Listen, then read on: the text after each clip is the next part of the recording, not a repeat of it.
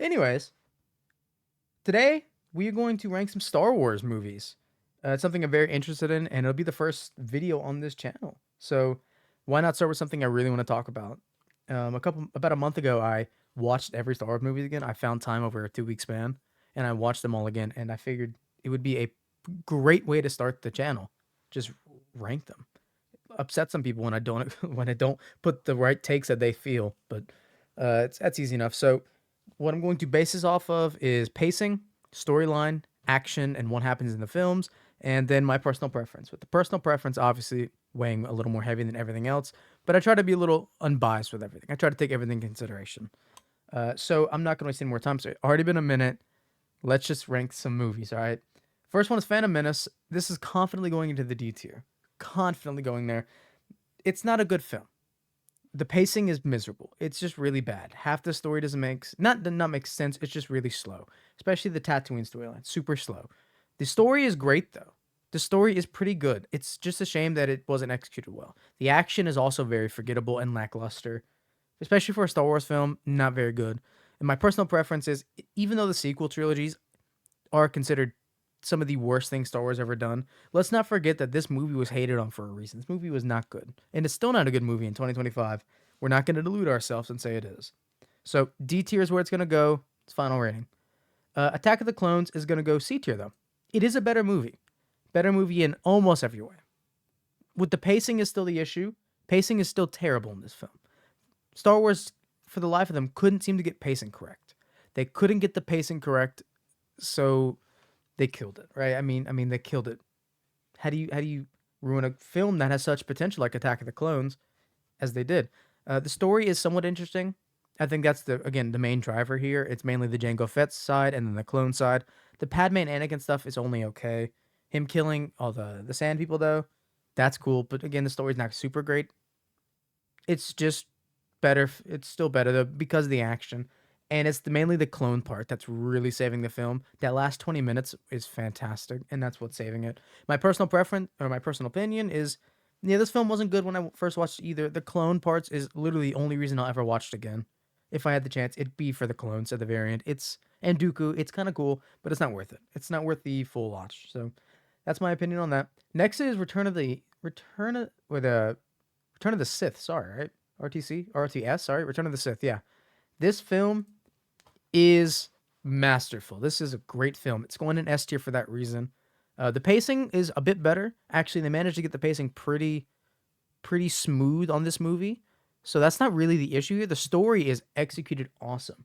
Considering the Legends content you had before this, how they really introduced Order 66 and becoming Vader, awesome story, great points. The action was great, right? The action was great. The acting was phenomenal. Hayden, I can't even say his name. You know, Anakin was great. Ewan McGregor was great. I mean, they're all great. You had Palpatine, Mace Windu, Yoda. Yeah, they're all good. They're all cool. Super cool. Um, it's just a good, well acted movie. A lot of actions happening. There's really no downtime. No part of the movie feels like a drag. That's the best part. My personal opinion is this was my second or third favorite, but rewatching it, it's probably a little higher than that now. It's a great film. It's what Star Wars needs to be. It's what Star Wars really needs right now too. They really need another like film that hits like this. Okay, next we're gonna get to the original trilogy, A New Hope. This is gonna be a controversial take, but this is going in the A tier. A New Hope is really good. I really like it considering it's the first of the Star Wars series, but it's got some flaws. Again, pacing. It's the first of the Star Wars films, so it's not really an issue actually because they only focus on two people, Vader and Leia, and then Luke, Obi-Wan, Han, and Chewbacca, and the droids. That's kind of the focus. The pacing's fine in this film, so you'll never really notice bad pacing. It kind of flows with itself. The story is great, right? I mean, it's the start of the entire thing. The story is fantastic. It's the carrying block. The action for 77 and the modern renditions of it, it's very good. But there are times where it does get a little slow with the action, like not much is happening. And that does kind of weigh it down just only a little bit though. Only a little bit, but it's mainly the first 30 minutes is kind of a bit of a drag. After you get from the Tantive 4, it drags a little bit. But it's fine. Sometimes you have to introduce the characters. And my personal opinion is I love this film. This was a film I watched a lot when I was a child, and growing up too. I still love this film. I think the original trilogy is what I've watched the most out of all of them, and I love the original trilogy more than I love any other part of Star Wars. So I'm a little biased, but I still think it's a great film. Next, Empire Strikes Back. This is gonna go above, not below, above A New Hope. This used to be my favorite Star Wars film, and it used to be like it would be easily S. It'd be S plus because this movie is fantastic on almost every level. Pacing is the biggest issue though, because it gets way too slow and then it goes way too fast in certain areas, especially with Luke's time. Mainly Luke's time, because when it focuses on Hoth, which is great, Hoth's a great part of this film. When it focuses on Han and Leia and the droids and Chewbacca, and then Cloud City with Lando Calrissian, it never feels slow. When it focuses on Luke and Dagobah and then Luke and Sky City, it either feels too slow or it feels way too fast, right? Um, the story is good though. By all means, the story is still great. It's better than A New Hope, way better than A New Hope, and I'd say the story is on the same level as Rise of the Sith or Revenge of the Sith, not Rise, Revenge of the Sith. It's the same level as that. The action is a clear step up from A New Hope, especially the Hoth scene, but mainly the Hoth scene. If it wasn't for that scene, this movie would probably be a lot lower, but that Hoth scene is iconic. It's incredible. But my personal opinion is I love this film. Watching the Hoth scene, watching Cloud City, it's awesome. It's just a must watch for me every time. So I think this would be number three on mine. Number three, number four, right there. Return of the Jedi is a little worse. A little worse for all of them for reasons that it could have avoided. But I think George Lucas directing at that point was just ready to die. I don't think he enjoyed directing Star Wars at that point. But the pacing of the film is bad. It's really jumpy. It jumps really fast from big plot points to another. Jabba's palace jumps a lot. Indoor jumps a lot, and or either that, or it's really slow on Indoor, especially. Um, so the pacing is kind of an issue here. The story is it's not bad. It's not as good as A New Hope or Empire Strikes Back, but it's not bad. It's just it feels like they could have fleshed it out a bit more. I wish they did, to be honest. The action's great though. The Death Star 2 sequence is fantastic. The Rancor pit and the scare Jabba's sailboat, not Scarif, sailboat, fantastic, right? It's really good. The whole middle part though, in between that, not much is really happening that I'm too interested in, and maybe some people are, but it gets really slow, hence the pacing issues. My personal opinion is though, that Death Star 2 fight where they go inside of it and blow it up this time, that carries. That's so hype. It's unbelievable how excitingly hype that is. So for that reason, it is still a B tier. It's not on Attack of the Clone level. In fact, this would be the highest B tier, I believe. It'll be, I believe, five or six. I'll have to debate, or no, it won't be. I'll get to that later. Next is the sequel trilogy, Force Awakens, and this is gonna go right under Return of the Jedi. Now, I've got a lot of people in my life have told me, "Oh, Jake, you're an idiot. What the fuck? This movie sucks. What do you mean? Why is it the same as Return of the Jedi for you?" And to that end, I say it's not the best film, but it's certainly not the worst. It's better than Attack of the Clones, right? The movie is basically a ripoff A New Hope, slightly different though, with characters that you can also get behind in this movie, especially. Finn is a very compelling character. Poe Dameron in this movie is a very compelling character. Rey's a pretty cool character too. You have Han, Chewbacca, you have a bunch of the old story mixed with a new story. And yes, I get the complaints about Legends should have been there instead. Sure, you could have done the Legends path, and that would have been a lot better, actually, way better. But it's still a good movie. The pacing is The pacing's pretty good. This movie, the pacing is not an issue, right?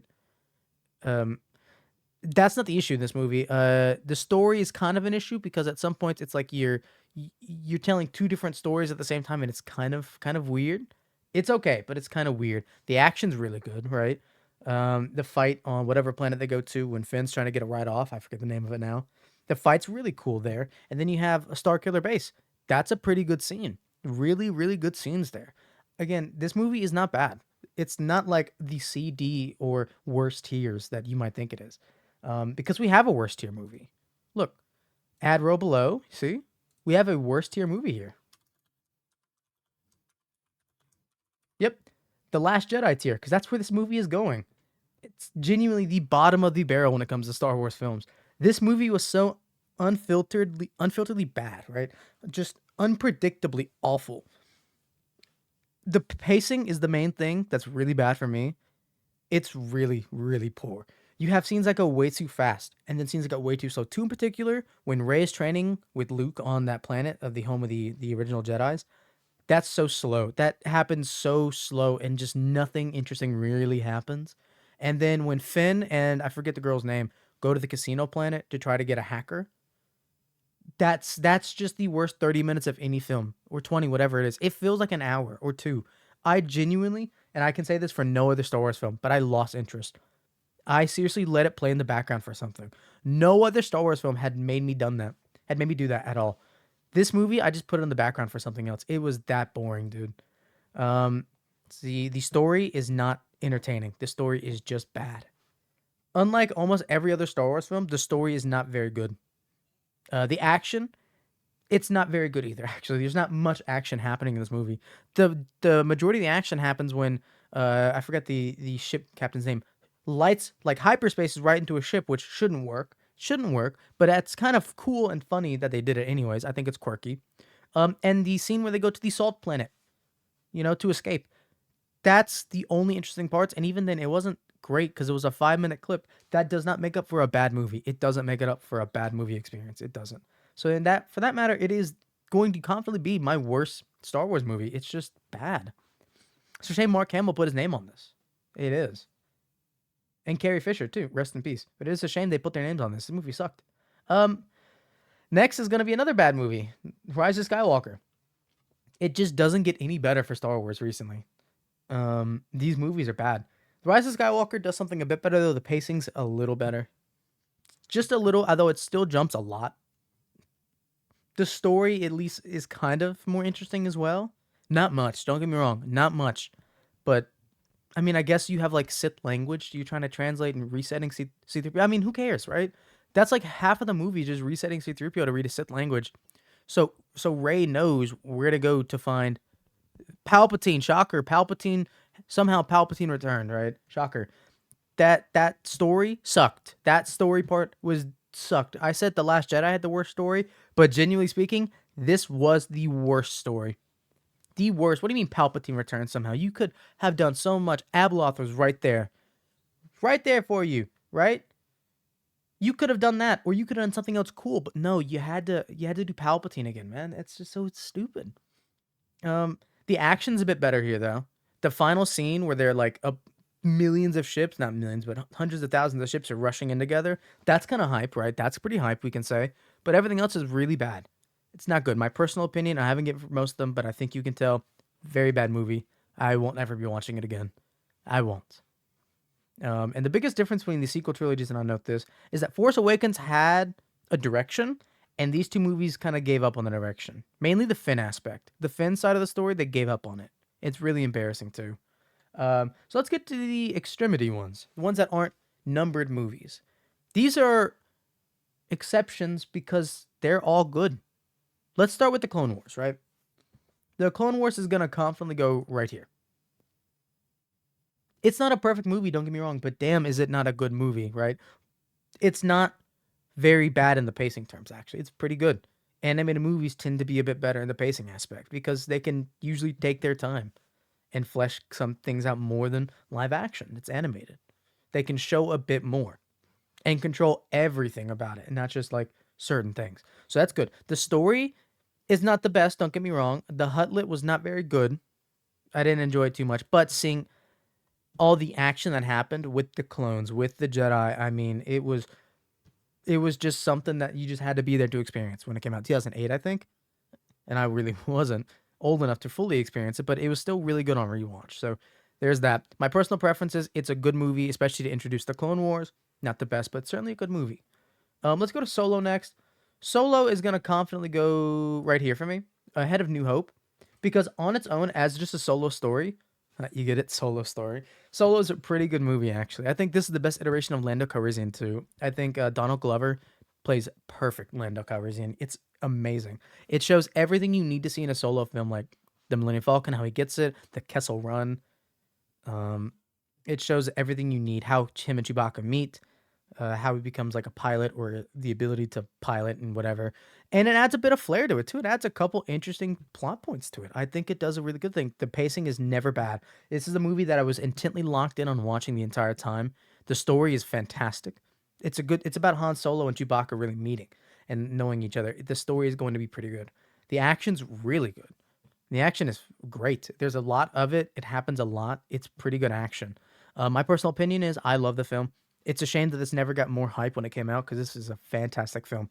They should have done more with this. They should have made a Lando Calrissian movie. They should have, I don't know, made more Han Solo movies or something else. It's great. And so the last one is a hot debacle one. Where do I put Rogue One, right? Where do I put it? Where do I put it? If you didn't know by now, Rogue One is obviously going to go at the best Star Wars movie. Now, this has changed in the past couple months, but I've watched it 3 times since I set out to watch every Star Wars movie. It's that good. I had to watch it 3 times. 2 times just independent of watching them all. This is seriously that good.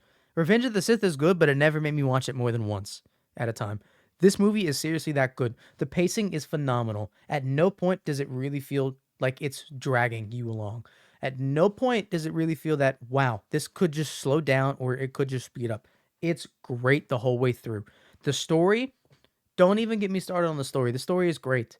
It's a direct prequel to A New Hope. The story is all there for you. It's got everything you would ever want as a Star Wars fan. It's so true to the actual like story and the canon, the universe that they have portrayed to you. It's something that Disney should really take a look at again and just be like, wow, we can do that. We can do that. I don't know if I think Disney made this movie. They can do this still. They need to look and say, wow, we can do this again. The action, some of the best in all of Star Wars, right? Even early on, you see some pretty good action happening. But I think you see a lot during the middle part where they're on the planet, the sand planet. I forgot what it is. They meet Saul Guerrera. You have the hover tanks. You meet a lot of the blind force user. Um, I can't remember his name. I'm terrible with names. That being said, you have the Battle of Scarif. That that was like such a great scene. Just straight up war. You had it's not focusing on like one or two people. It focuses on a lot of different characters and the whole aspect of like a battle. It was great. I just can't name you a single bad thing about it. My personal opinion, this is a movie I would go out of my way to watch if I'm bored. If I'm bored, I'm throwing this movie on. It's going to give me by the time. It's going to pass the time with me. This movie is that good. This is a must watch, right? This is a must watch. Rogue One and Return or Revenge of the Sith must watch movies, but especially Rogue One, it's just the best. So this is the list. Rogue One's 1, Revenge of the Sith 2, 3, 4, 5, 6, 7, 8, 9, 10, 11, 12. You see a trend. The original trilogy has higher marks in all of them. The prequel trilogies has the second highest, and then the sequels are the worst. But when it comes to one offshoot movies, they are the best Star Wars can do. So Disney, you'll never watch this probably. I don't think you ever watch this. Please make more like the Rogue One types of films. I beg you. There's so much content to make on it. Make more. But this is my personal ranking, my list. If you disagree with it, I understand. But leave a comment down below. I'd love to see what we disagree on or what we agree on even too. This is the first video, so again, not expecting too much out of it. But if you guys enjoyed the video and want to see more of it, leave a like and also subscribe. And I'll see you guys in the next video. Have a good day. Bye.